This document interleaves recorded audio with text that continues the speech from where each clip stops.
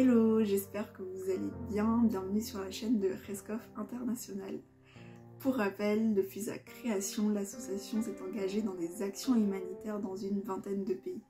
Et chaque année, des bénévoles de toute la France partent avec nous sur le terrain. Voici donc le témoignage d'une bénévole qui est partie avec nous. Je vous laisse découvrir Emmanuelle. Comment tu vas? Je vais très bien, et toi? Oui, ça va, merci. Alors, tu peux te présenter un peu? Oui. Alors, je m'appelle Emmanuelle, comme tu l'as dit, j'ai 36 ans, je suis pharmacienne de profession et je vis près de Toulouse, dans le sud-ouest. Je peux te demander comment tu as connu Rescoff?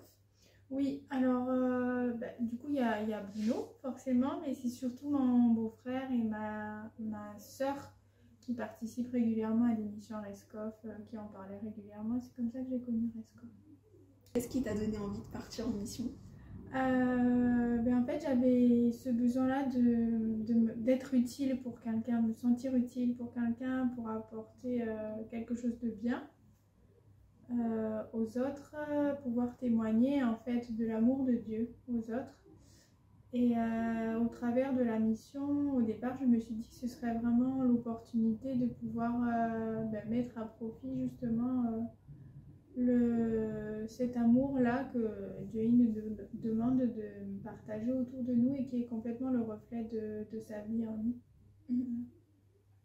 Et du coup, quel voyage tu as fait?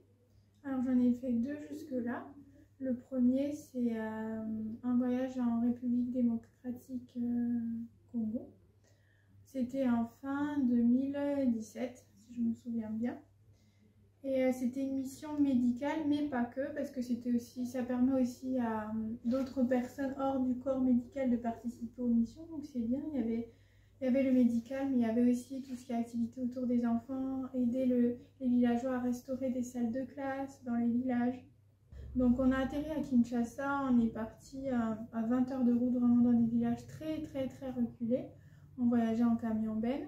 Et en fait, nos journées étaient rythmées. Le matin, on avait chacun était soit sur le pôle restauration, salle de classe, formation, soit sur le pôle médical. Donc moi, j'étais au pôle santé.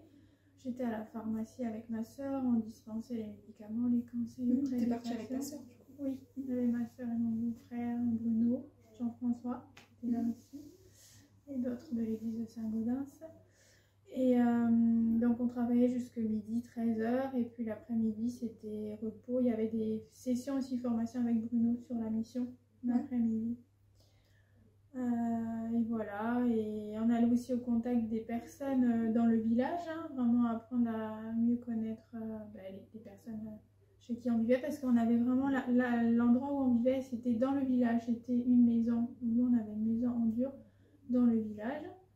Et je me souviens aussi lorsqu'on arrivait dans le village, donc la voiture, on était dans un camion-benne, on voyageait dans un camion-benne, et le camion était en train d'arriver au niveau du village et les enfants nous ont aperçus. Ils ont aperçu le camion qui arrivait. Et là, il y a une marée d'enfants qui sont arrivés tout en courant, en chantant, en criant, et le camion il s'est arrêté. On a laissé tous les enfants remplir, ça a encore plus rempli la benne du camion. Et ils étaient tellement heureux de nous voir. Et quand on est arrivé, les mamans du village, elles nous ont chanté une chanson. En gros, la chanson disait « Nous n'avons pas grand-chose à vous offrir », mais elles étaient reconnaissantes et elles nous donnaient des bouquets de fleurs qu'elles avaient cueillis autour des habitations, quoi, les fleurs qu'il y avait. Donc vraiment, cette reconnaissance-là, c'est vraiment un cadeau inestimable, quoi. Déjà, on n'avait encore rien fait, qui nous remerciaient déjà d'être venus pour leur apporter tout ce qu'on leur avait apporté. Au niveau culturel, j'étais pas déboussolée, pas du tout, parce que j'ai grandi au Gabon, j'ai vécu pendant 18 ans, et Gabon, Congo, c'est pareil, c'est la famille, du coup je ne me suis pas sentie déboussolée au Congo, donc ça allait très bien. Et sur ton rôle dans la mission, et sur ce que tu as pu apporter toi en tant que pharmacienne? Du coup, moi j'étais à la pharmacie, donc avec ma soeur. On avait des traducteurs locaux qui nous aidaient à traduire en dialecte, en fait, parce qu'il faut que les gens comprennent comment prendre le traitement, sinon ça ne fonctionnera pas.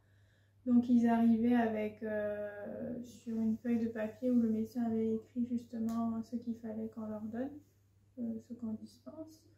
On les leur donnait, on donnait les conseils aussi adaptés par rapport à la prise de ces médicaments-là. Et voilà ce que je faisais. Donc on a fait ça sur tous les jours. Alors juste le dimanche, on avait justement, c'était sympa parce qu'on assistait du coup au culte dans les villages et c'est très, bon ça m'a pas étonné non plus, mais c'est des cultes très rythmés, très, on est joyeux, on danse, c'est vraiment, c'était super, vraiment c'était super. Tu as fait un deuxième voyage au Bangladesh, c'est ça? Oui, je suis allée au Bangladesh fin 2019, juste avant qu'il y ait la pandémie Covid. C'était complètement différent, je dirais physiquement c'était plus exigeant parce qu'on a fait énormément de routes, on changeait d'endroit tous les jours, vraiment tous les jours, contrairement au Congo où on était vraiment dans des villages pendant plusieurs jours et notre champ d'action était dans le village, que là au Bangladesh vraiment tous les jours on changeait d'endroit. L'organisation était très bien, on était avec des locaux qui traduisaient les conseils qu'on donnait, expliquer les choses qu'on devait expliquer aux patients. Donc là, c'était purement médical au Bangladesh. Donc épuisant physiquement, mais humainement, moi j'ai beaucoup reçu de cette mission parce qu'en mission, en fait, on va pour donner de son temps. Mais en retour, on reçoit tellement de voir la reconnaissance sur le visage des gens qui sont contents qu'on vienne d'aussi loin pour les aider. Et même au-delà de ça, ça brasse toute confession en fait, parce qu'il y a même des musulmans qui viennent se faire soigner. C'est l'opportunité aussi de parler de Dieu, parce qu'il y a des pasteurs avec nous en fait qui nous accompagnent. Et il y a proposition à la fin du processus, après avoir vu médecin, pharmacien, kiné ou infirmière, on propose si la personne veut bien, compris pour elle. Et vraiment, c'est l'opportunité aussi de toucher des personnes de toutes confessions, quoi. Alors peut-être il y a certainement aussi des gens qui n'ont peut-être pas entendu parler de Dieu, et c'est l'occasion aussi de le faire à ce moment-là. Comment s'est passé ton retour? Ça s'est plutôt bien passé. Alors ce que j'essayais de faire à chaque fois, c'est que j'essayais de garder cette ligne de conduite on a vraiment besoin de très peu pour être heureux en fait. Parce que là-bas, on allait dans des endroits reculés où les personnes n'ont quasi rien. En tout cas, ça n'a rien à voir avec tout le confort dans lequel on vit en France. Donc j'essaie de rentrer en gardant cette ligne de conduite-là, c'est-à-dire ne pas vouloir avoir des choses dont j'ai pas besoin, vraiment de me satisfaire juste de ce dont j'ai besoin. C'est difficile dans la société dans laquelle on vit aujourd'hui, parce qu'on est dans une société de consommation, voire de surconsommation, mais j'essaye de garder cette ligne de conduite là. Et en fait, la mission humanitaire, ça m'a, pour ma part, moi ça m'a pas, c'est pas quelque chose qui m'a refroidi par rapport à la mission. J'ai pas été, j'ai pas eu la réaction en me disant je veux plus voir la misère des autres et tout. C'est pas du tout dans ce sens-là, c'est vraiment plutôt ça m'encourage à repartir, à aller aider vraiment des gens qui sont dans le besoin, parce que j'ai vraiment l'impression d'être utile et d'être à une bonne place, en tout cas pendant le temps de la mission. Et voilà, c'est la fin de cette vidéo. J'espère qu'elle vous aura plu et qu'elle vous aura éclairé sur les missions de Rescoff.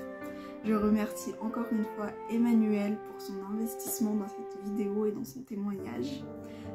Voilà, donc si vous avez envie d'en savoir plus ou de nous rejoindre, je vous laisse découvrir notre site internet rescoff.com et nos réseaux sociaux. On répondra à vos messages et on reste à votre disposition.